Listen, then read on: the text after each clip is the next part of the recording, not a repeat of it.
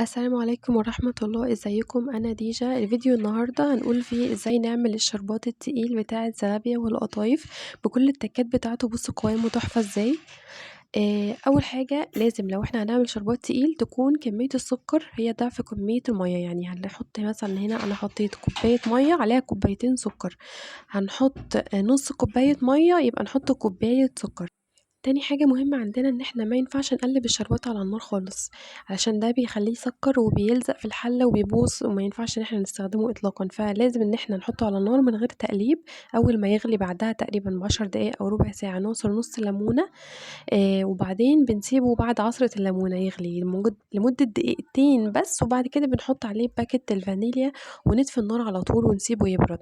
وعلشان القطايف تقرمش معانا لازم ان هي تطلع من الزيت وتنزل على طول في الشربات البارد مباشرة. ده هيخليها ان شاء الله تقرمش معانا وما تبقاش طرية. بصوا قوامه والله تحفة بجد. جربوها ان شاء الله المرة دي هيظبط معاكم، والشربات مش هيسكر تاني ان شاء الله.